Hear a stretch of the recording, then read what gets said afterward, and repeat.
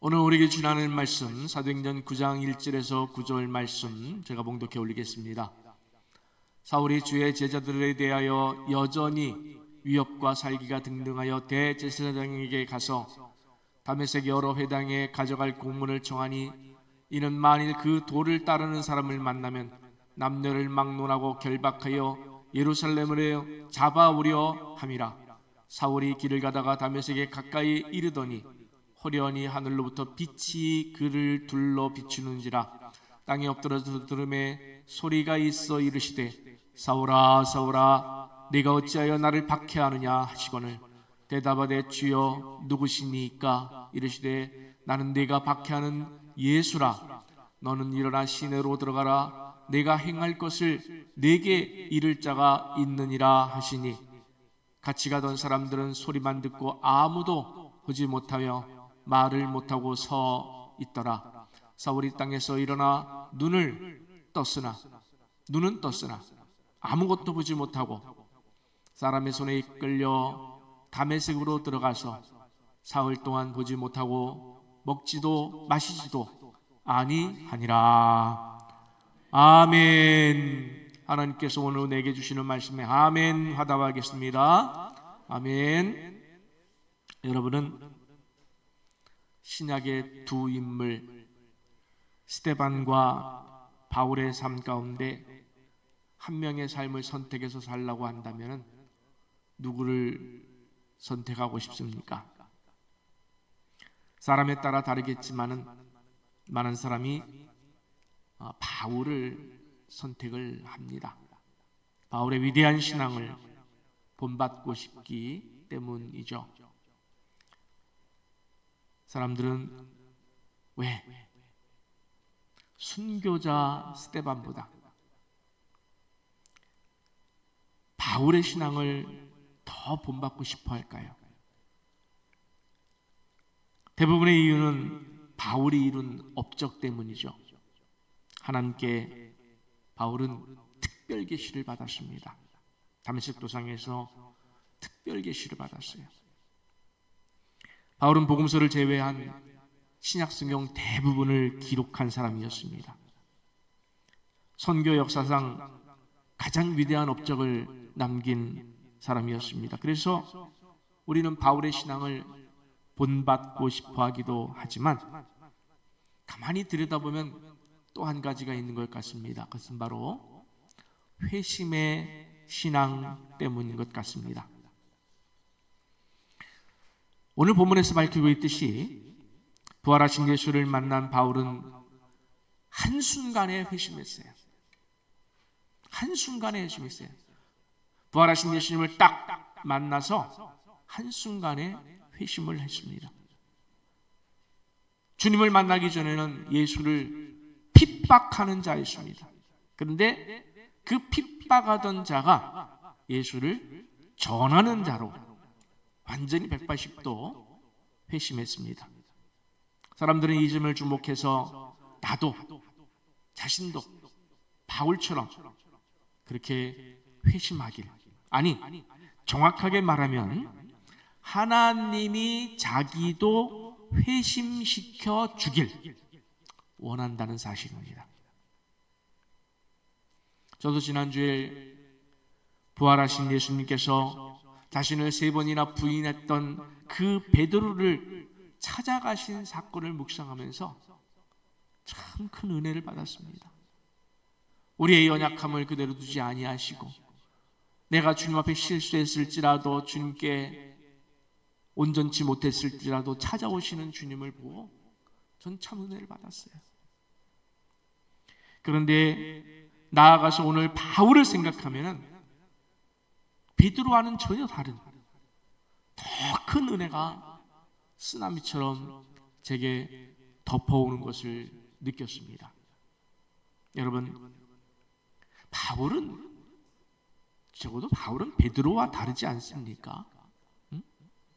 그래도 베드로는 3년이나 예수님을 따라다녔던 제자 중에 그것도 수제자였어요. 예수님을 위한 열정과 성실, 사랑과 진실함에 있어서만큼은 타의 추종을 불허했습니다. 예수님의 고난과 죽음의 말씀을 들었을 때도 즉시로 주여 그리 마옵소서, 주님의 고난과 죽음 이 일이 결단코 죽게 미치지 아니할 것입니다 항변할 정도로 바울은 예수님에게 진정성이 있었습니다. 그리고 예수님께서 모두 주를 버릴지라도 나는 결단코 버리지 않겠나이다. 내가 주와 함께 죽을지언정 주를 부인하지 않겠나이다 라고 고백할 정도로 예수님에게 진심이었던 사람이었어요. 그러면 아무리 3번을 예수님을 부인했다 치더라도 다시 찾아가 주신 그 예수님의 마음을 우리는 조금은 이해할 수 있지 않겠습니까? 그런데 바울은 달라요. 바울은 달라요. 베드로와. 어떤 사람이었습니까? 제가 노트에다가 사실은 이렇게 썼어요. 어떤 사람이었습니까? 이렇게 쓰질 않고 어떤 종자였습니까? 제가 이렇게 썼어요. 바울은 어떤 종자였습니까? 예수님을 따르기는커녕 초대교회에서 세웠던 집사였던 스데반 집사를 죽인 사람이었습니다. 바울이 얼마나 예수에게 적대적이었는지, 얼마나 악랄한 사람이었는지를 밝혀주는 말씀이 오늘 본문 말씀입니다. 함께 본문 1절과 2절 같이 한번 읽어보겠습니다. 사울이 주의 제자들에 대하여 여전히 위협과 살기가 등등하여 대제사장에게 가서 다메섹 여러 회당에 가져갈 공문을 청하니 이는 만일 그 도를 따르는 사람을 만나면 남녀를 막론하고 결박하여 예루살렘으로 잡아오려 함이라. 아멘. 여기 사울이라고 했는데 모르시는 분을 위해서 말씀을 드리면 사울은 바울의 회심 전의 이름이기도 합니다. 같은 사람입니다. 그런데 바울이 어떤 마음으로 교회와 성도들을 핍박했느냐면 위협과 살기가 등등했다라고 했습니다. 제가 한번 상상을 해봤어요. 눈에는 살기를 품고, 여러분 살기를 품는다는 게 뭔지 모르시죠? 늘 착하신 분들만 보셔서. 저는 구체적으로 말씀드릴 수는 없지만 수요 예배나 금요 예배 때는 말씀드린 적은 있어요. 제가 제 인생 속에서 딱 한 번 만났습니다. 눈에 살기가 있는데요, 무서운 사람이에요. 그 눈을 잊을 수가 없어요. 지금 벌써 대학생 때 일인데, 대학교 1학년 때 일인데 그 눈의 살기를 지금도 잊을 수가 없어요. 눈에 살기를 품고 얼굴에는 광기가 흐르고 품채 기고만장하여 사람들을 죽일 기세로 다녔던 사람이었어요. 그리고 무엇보다도 이 사람은 못 배운 사람이 아니에요. 무식한 사람이 아니에요. 제도적으로, 합법적으로 교회와 성도들을 핍박하려 했다는 점에서 더욱 치밀하고 과감하고 계획적인 아주 무서운 사람이었습니다. 쉽게 말해 교회를 핍박할 공적인 자격증을 가지고, 그러니까 우리 시대로 말하자면 경찰 공무원 이 정도, 경찰 공무원 또는 특수임무, 이런 자격증을 가지고 이 사람이 어떤 일을 하더라도 그것이 법에 저촉되지 않을 정도로 그렇게 제도적으로 기독교를 말살하려고 했던 사람이었습니다. 저는 전도할 때 가끔 제가 목사인 줄 알면서도, 상대방이 목사인 줄 알면서도 드러난 듯이 대놓고 기독교를 모욕하고 교회와 목사를 욕하고 또 하나님을 저주하는 사람들을 보게 됩니다. 그러면 순간적으로 제 속에 이런 마음이 들어요.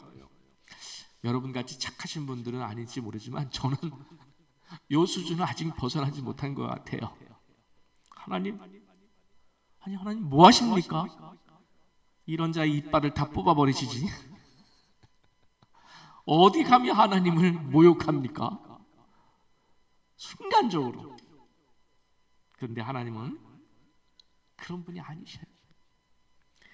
사람들이 십자가에 달리신 예수님을 모욕했습니다. 내가 진짜 하나님의 아들이거든, 자기를 구원하고 십자가에서 내려와라.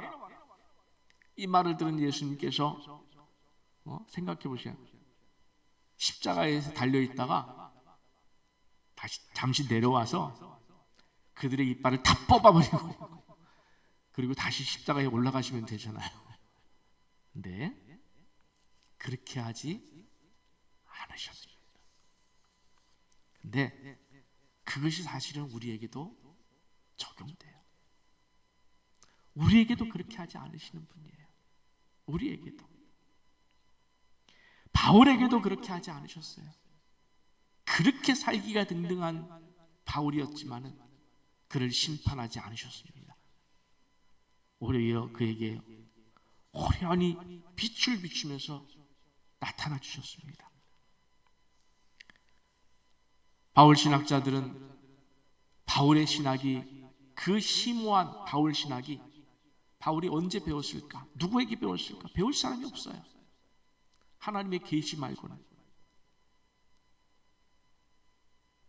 이때 다메섹 도상에서 하나님의 계시를 받았다라고 권위 있는 바울 신학자들은 이야기를 합니다. 그렇게 놀라운 일이 벌어진 거예요. 바울이 깜짝 놀라 땅에 엎드러졌다고 그랬어요. 어떤 학자들은 그거를 뒤로 벌러덩 넘어졌다, 무서워서 뒤로 벌러덩 넘어지면서 막 물러나는 거 있잖아요. 그죠? 그때 사울아 사울아, 제가 좀 인자하게 목소리를 해야 되는데 아마 그러셨을 것 같아요. 사울아 사울아 이러지 않고 사울아 사울아, 내가 어찌하여 나를 박해하느냐, 이렇게 물으셨을 것 같아요. 사울이 대답합니다. 주여, 누구십니까? 누구십니까? 나는 내가 박해하는 예수라. 사울은 그 즉시로 사흘 동안 눈이 멀었고 먹지도 마시지도 않았어요. 그 인생의 대변혁이 일어났고 이후에 아나니아를 만나서 즉시 회심했어요. 즉시 회심했어요.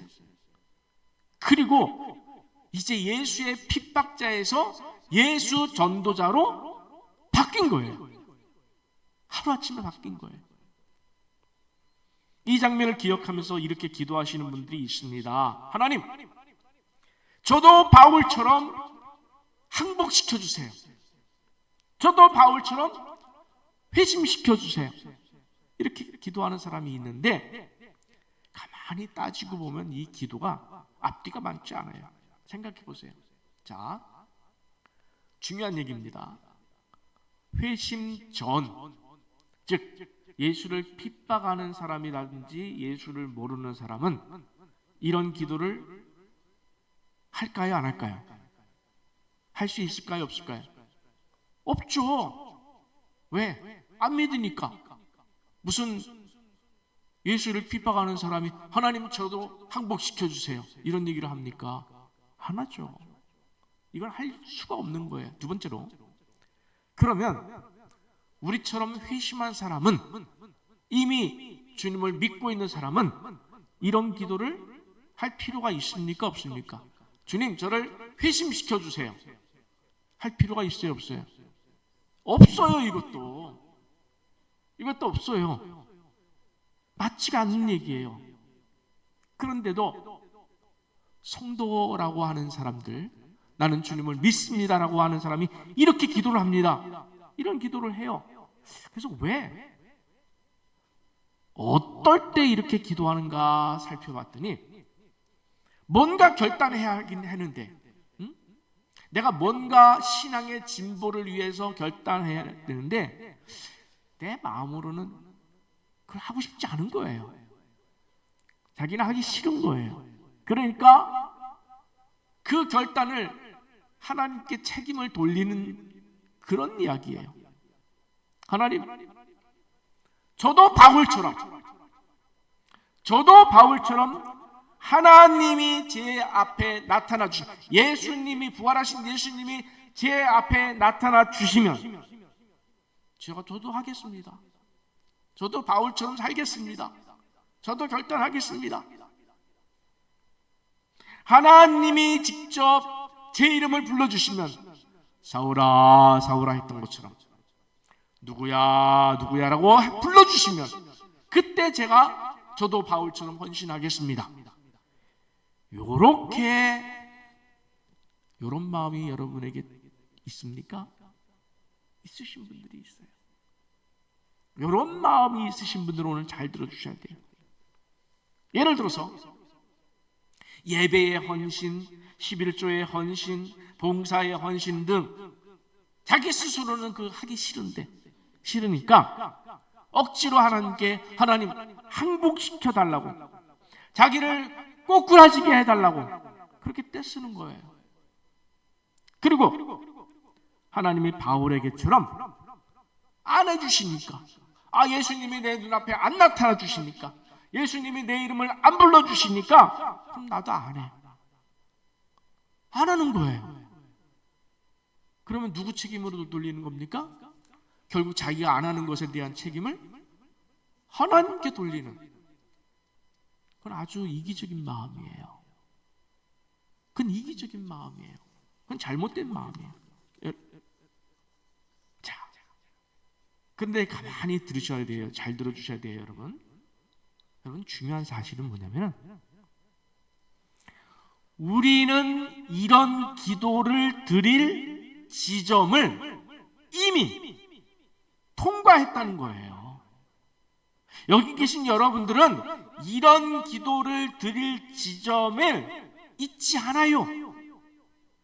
이미 여러분은 이 지점을 통과해서 어딘가로 가고 있고 어느 지점에 어느 수준에 도달해 있다는 거예요. 이걸 아셔야 돼요. 앞에서 살펴봤습니다만 사울은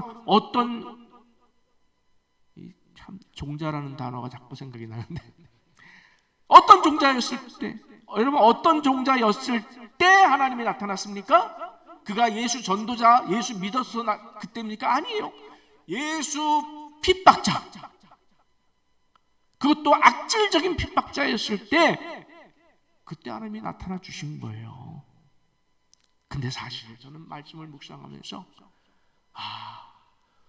나도 예수 핍박자였고 원수였던 때가 있었구나. 어떤 때가 그렇습니까? 여러분, 로마서 5장을 보면은 우리가 전에는 어떤 자였다고 그랬어요? 하나님과 원수 되었을 때에, 우리가 죄인 되었을 때가 있었어요. 예수를 안 믿고 예수님을 몰랐을 때, 하나님을 몰랐을 때, 세상에 빠져 있었을 때, 그때는 우리도 예수님에 대해서 핍박자였고 원수였어요. 죄인이었어요. 근데 그때 언젠가 우리에게 십자가 은혜가 임했어요. 하나님의 콜링이 있었어요. 하나님의 부르심이 있었어요. 그래서 우리가 예수를 믿고 오늘 여기까지 온 겁니다, 여러분. 맞습니까? 맞아요. 이게 무슨 말이냐면은, 잘 들어주세요. 중요한 거예요. 이제 졸다가도 깨야 돼요. 이거는 나는 이미 각자 다른 방식으로, 바울은 다메섹 도상에서의 방식이었지만은 우리는 각자 다른 방식으로 이 다메섹 지점, 사울이 바울 되는 지점, 회심의 지점, 다메섹 도상을 통과해 왔다는 거예요. 우리 모두는 이미 다메섹 두상을 통과해온 줄 믿으시기 바랍니다. 우리는 이미 통과했어요. 그래서 베드로를 찾아오신 예수님, 여러분, 주님을 따랐지만은 3번이나 부인한 그 베드로를 찾아오신 그 예수님을 보시면서 여러분이 내가 예수를 믿었지만, 내가 주님께 온전한 신앙과 믿음으로 반응하지 못했지만 그래도 여전히 부르시고 찾아오는 예수님, 얼마나 감사합니까? 얼마나 감격스럽습니까? 그런데 그걸 넘어서 예수 그리스도를 알지 못했고 세상에 빠져있던 죄인, 하나님과 원수되었던 우리를 찾아오신 그 예수, 나를 부르신 예수, 바울처럼 그렇게 하나님께서 어느 날 찾아오셔서 나를 부르신 그 예수, 그걸 생각하면, 그래서 내가 구원받은 것을 생각하면 그 은혜가 쓰나미처럼 넘쳐와요. 내가 여기 앉아있다는 것만으로도 나는 너무나 감격스러운 일이에요. 여러분 생각해 보세요. 내가 여기 앉아있다는 것만으로, 이 예배를 드리고 있다는 것만으로도, 이 말씀을 듣고 있다는 것만으로도, 내가 주님을 향하여 기도하고 있다는 것만으로도 내 인생에 감격스러운 일 아닙니까? 할렐루야, 감사한 일 아닙니까? 이건 놀라운 일이에요. 놀라운 일이에요. 그런데도 우리는 자꾸만 다메섹으로 다시 돌아가서 맨날 하나님 제발 저를 항복시켜 주세요 라고 때만 쓰고 있다면, 우리는 태어나서 이유식을 하고 밥을 먹고 나아가서 이제 맛있는 고기도 먹고 하면서 잘 자라나고 있는데 어디로 돌아가는 거예요? 엄마의 자궁에서 태어난 지점으로 자꾸 돌아가려고 그러는 거예요. 자꾸 하나님 제게 나타나 주세요, 제 이름을 불러주세요, 자꾸 그 지점으로 돌아가려고 그러는 거예요. 여러분, 만약에 내가 아기를 낳는데 이 아이가 5살, 10살, 20살 됐는데도 자꾸 태어난 지점으로 돌아간다고 그러면 여러분 마음이 어떻겠어요? 그 있을 수 없잖아요. 하나님 마음이 어떻겠어요? 있을 수 없잖아요. 바울은 회심한 이후에, 여러분 성경을 보세요.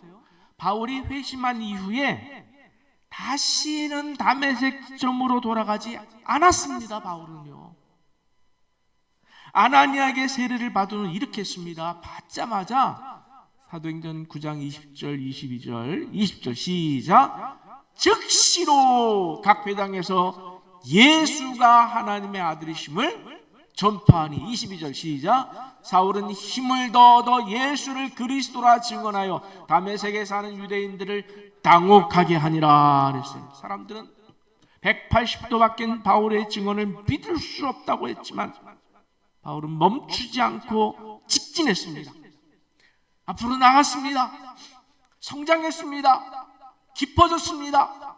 복음 안에서 자신의 인생을 재해석하고 하나님의 부르심에 귀를 기울이고 하나님의 부르심에 자신을 맡겼습니다. 예수는 하나님의 아들이시며 그리스도이십니다. 어떤 박해 앞에서도 이 말씀을 증거하는 것을 멈추지 않는 위대한 사도, 여러분이 잘 알고 있는 그 위대한 사도가 되어가고 성장하고 깊어지고 있었다는 거예요. 다시 돌아가지 않았어요. 하나님의 원하시는 삶을 향하여 달려가고 있었다는 거예요. 하나님의 원하시는 삶의 깊이를 그는 찾아가고 있었다는 거예요. 바울의 헌신을 성경에서 여러 군데에서 찾아볼 수 있습니다만 제가 자주 묵상하는 말씀, 고린도 전서 4장 9절에서 13절 말씀. 바울이 얼마나 그 자신의 인생의 신앙의 깊이를 더 깊이 들어가고 하나님께 더 가까이 가려고 노력하는지를 여러분 한번 보시기 바랍니다. 제가 읽겠습니다.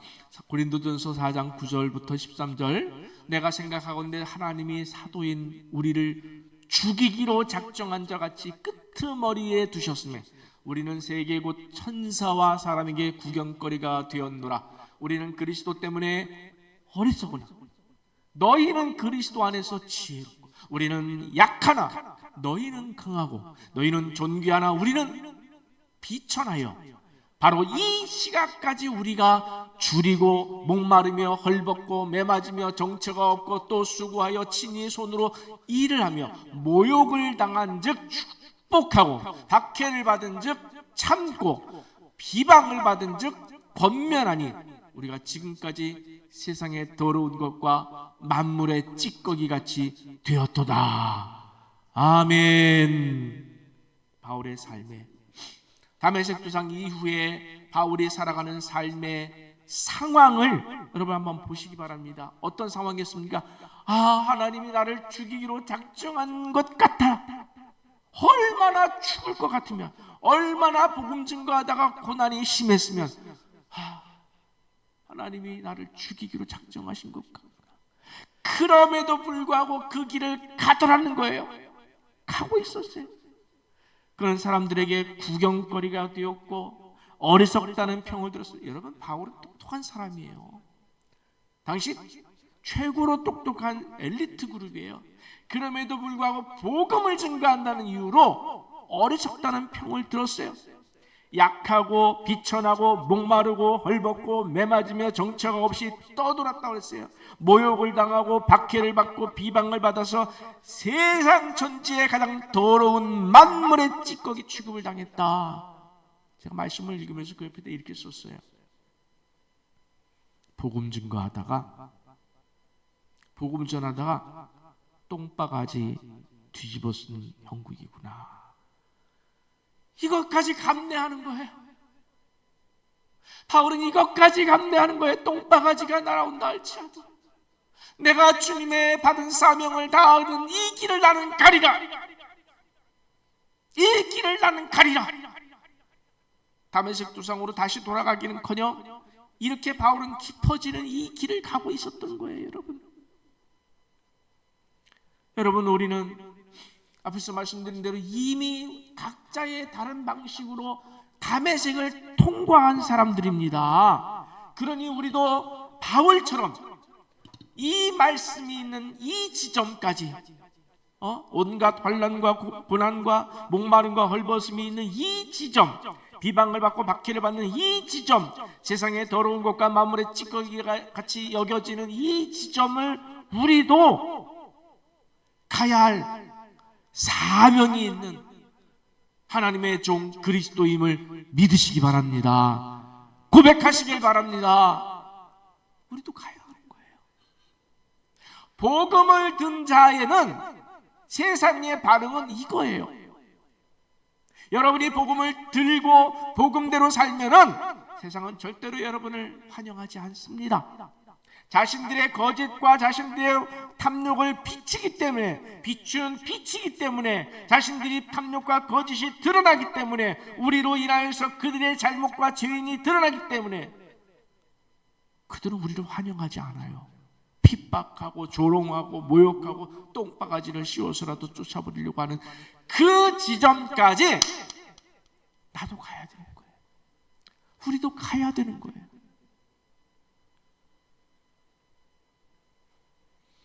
바울이 회심한 후 어떤 신앙이었는지, 우리가 어떤 신앙을 향하여 달려가야 되는지 한 말씀만 더 보겠습니다. 고린도후서 4장 7절에서 10절 말씀, 우리 한번 같이 좀 읽어보겠습니다.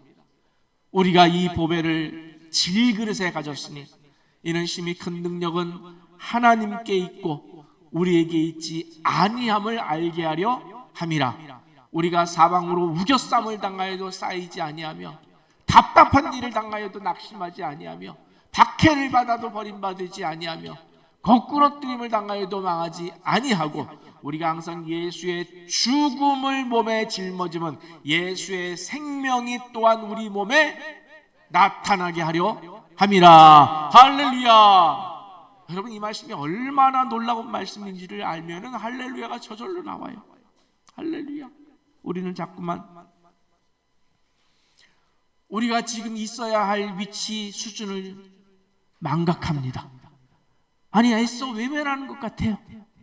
애써 안 가려고 하는 것 같아요. 이유를 달고 안 가려고 하는 것 같아요. 우리는 이미 각자 다른 방식으로 다메섹의 회심 사건을 통과했지만, 그래서 여기 이 지점을 향하여 달려가야 하지만 안 가려고 하는 것 같아요. 여러분, 이 지점이 어떤 지점이라고 그랬습니까? 질그릇이라고 그랬습니다. 여러분, 질그릇. 7절에 보니까 우리가 이 보배를 어디에? 질그릇. 누구? 예수를 질그릇에 담았다. 질그릇이 뭡니까, 여러분? 그냥 토기로 만든 그릇이에요. 1,000원짜리. 여러분, 1,000원짜리 그릇 깨졌다고 집에서 엉엉 웁니까? 아이고 아까워라. 그런 분 있습니까?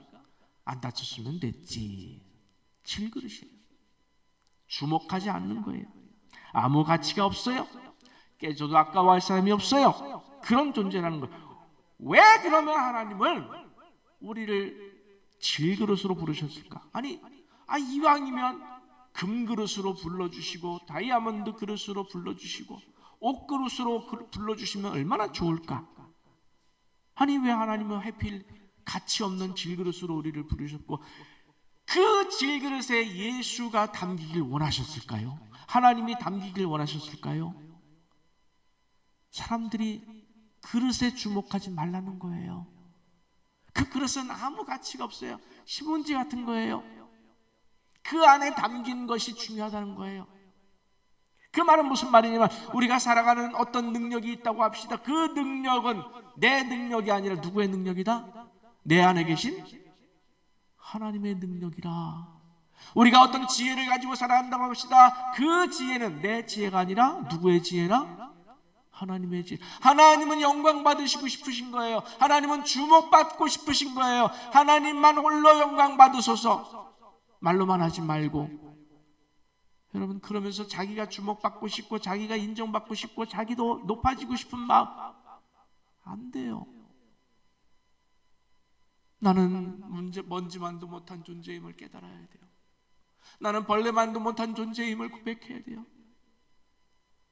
제가 늘 고백하는 그 형상, 여름날에 말라비틀어진 아스팔트 위에 말라비틀어진 지렁이만도 못한 존재 고백합니다. 솔직하게 고백합니다. 기도할 때마다 고백합니다.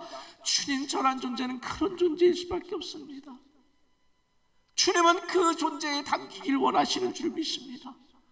온전히 담기길 원하셔야, 온전히 하나님만 담기길 원하셔서 하나님이 하나님으로 드러나길 원하시는 거예요. 나아가서 우리가 어떤 상황이라고 그랬습니까? 예수 죽음을 몸에 짊어지라고 그랬어요. 우리가 살아가는 동안에 예수 죽음을 몸에 짊어지라는 거예요. 이 말은 무슨 말입니까? 예수 그리스도께서 십자가에 지셔서 죽으심에 동참하는 거예요. 같이 죽으라는 거예요. 질그릇을 넘어서 아예 깨져버리라는 거예요. 깨진 그릇이라는 거예요. 아무것도 아니라는 거예요.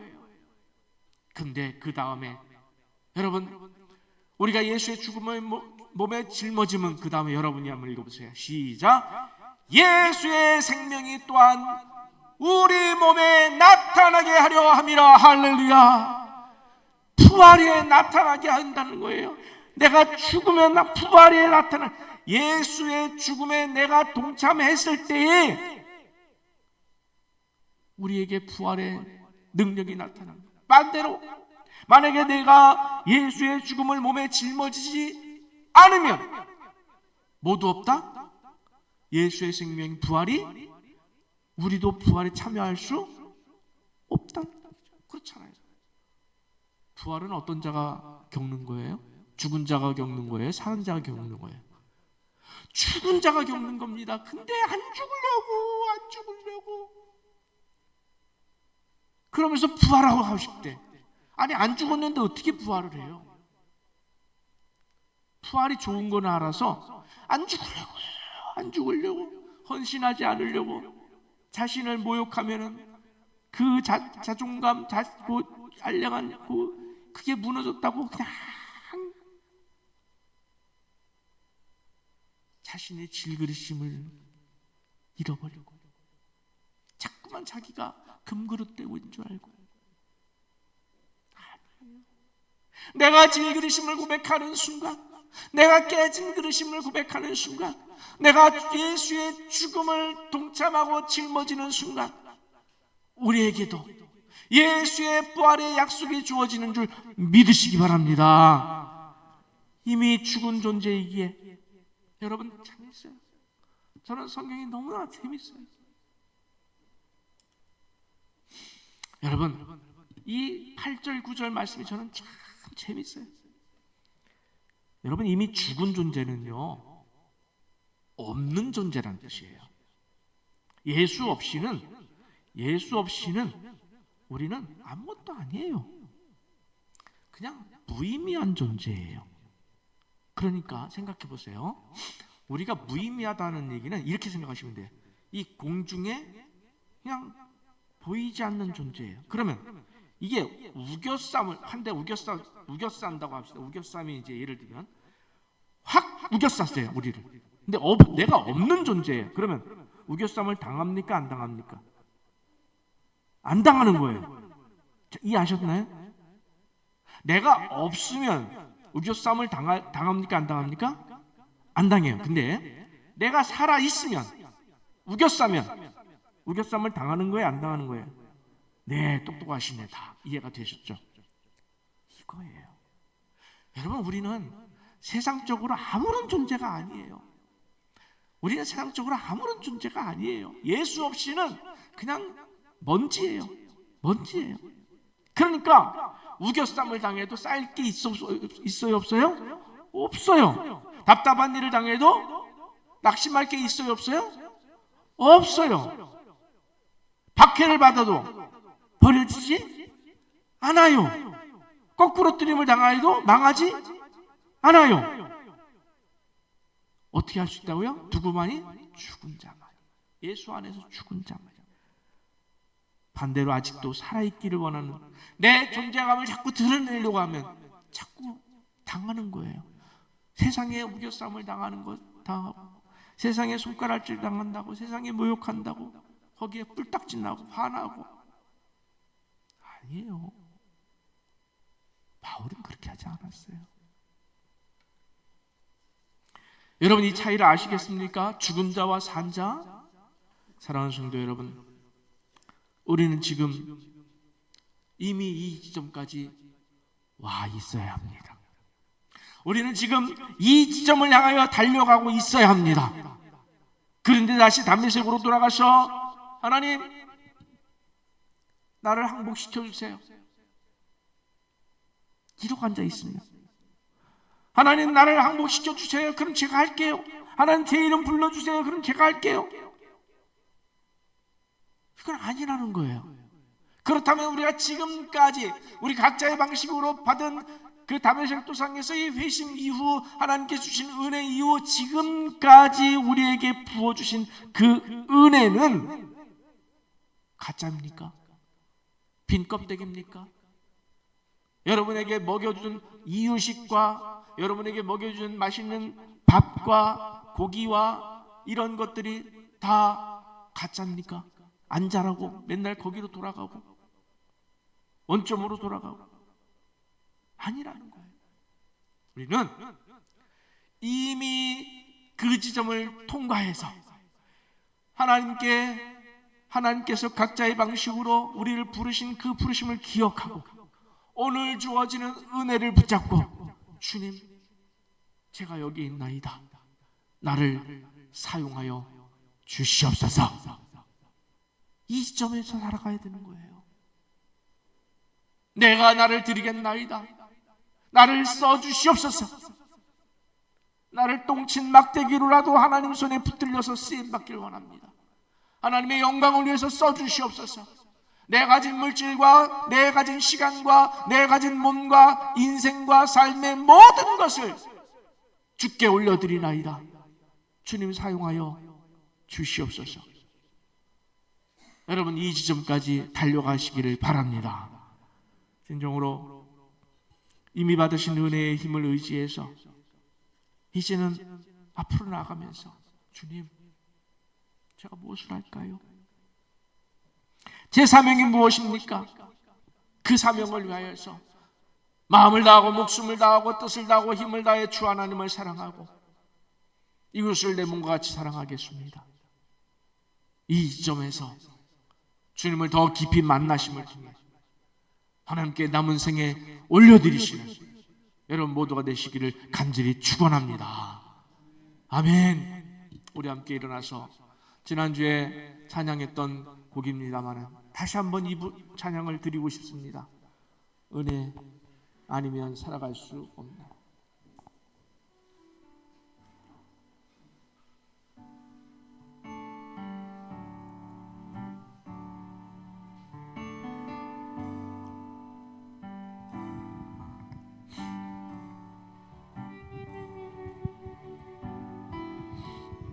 은혜 아니면 살아갈 수가 없네. 진심으로 맞습니다. 주님. 호흡마저도 다 주의 것이니 맞습니다. 주님. 세상 평안과 위로 내게 없어도 예수, 오직 예수뿐이네.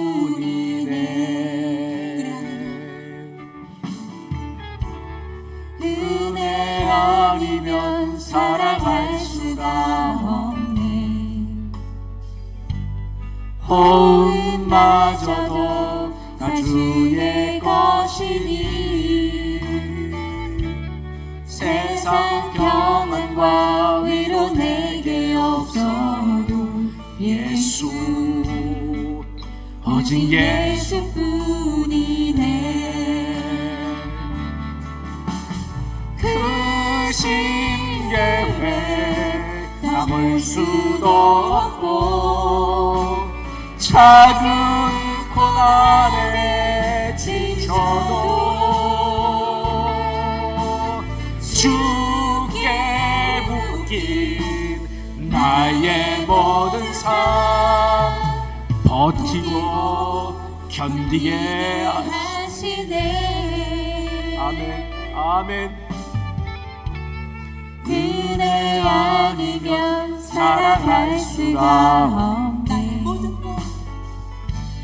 나의 모든 것 다 주께 맡기니 참된 평안과 위로 내게 주시니 예수, 예수, 오직 예수, 예수. 나는 질그릇입니다.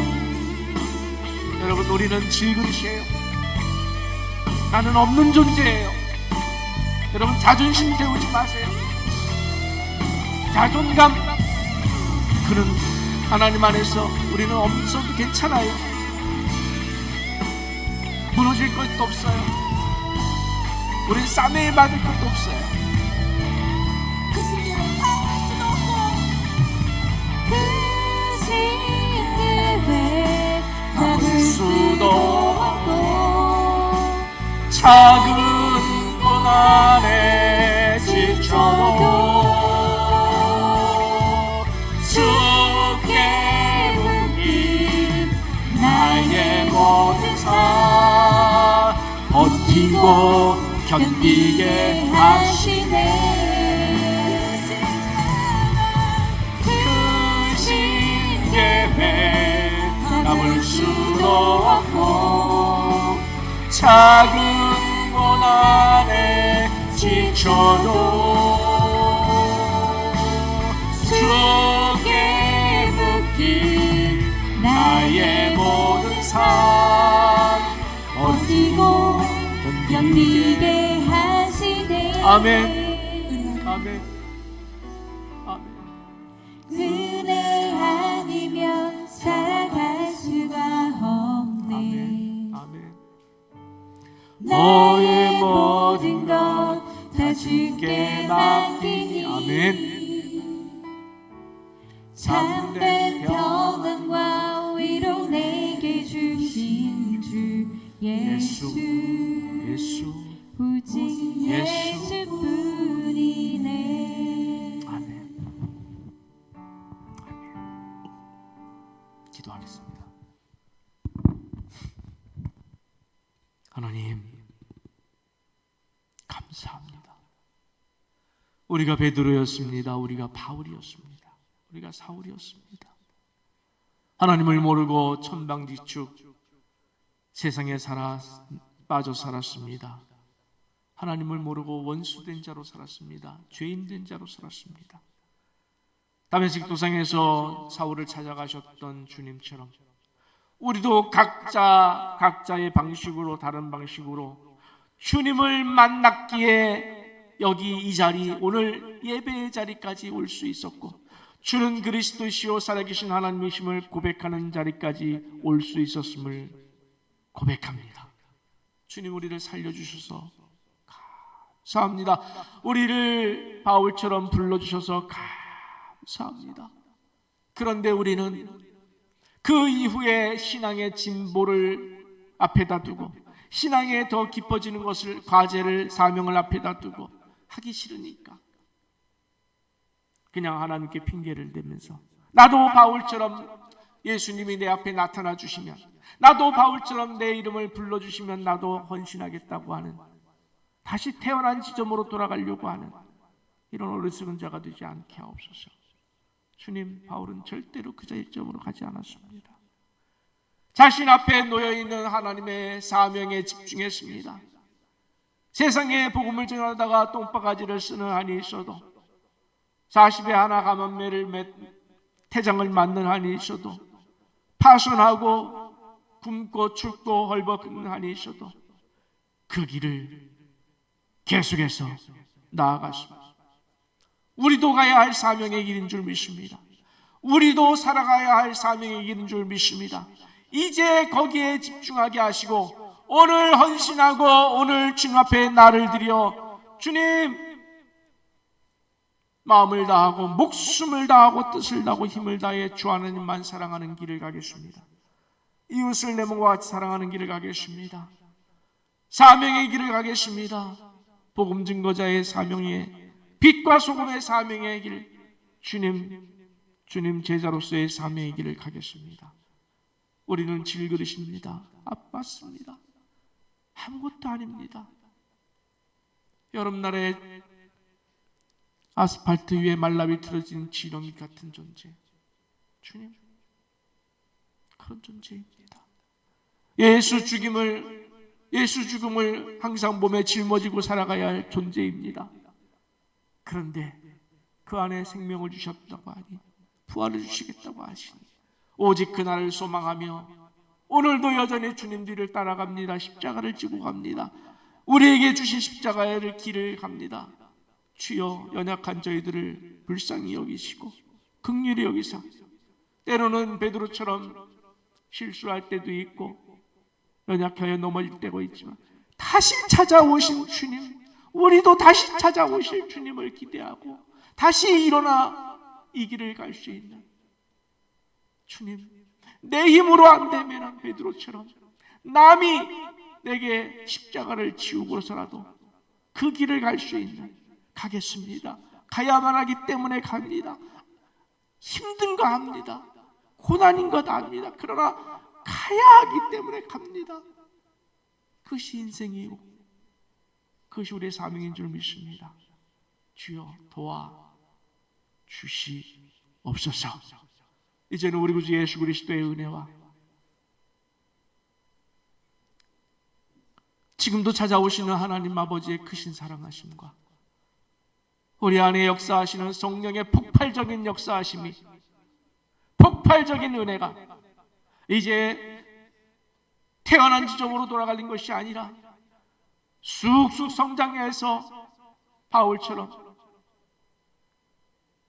신앙의 어떤 깊은 지점까지 달려가기로, 우리 앞에 주어진 헌신과 사명의 길을 달려가기로 작정하는 주의 권속들 머리 위에와 그 가정과 생업과 이 교회 위에 한국교회 위에 영원토록 함께 있을지어다.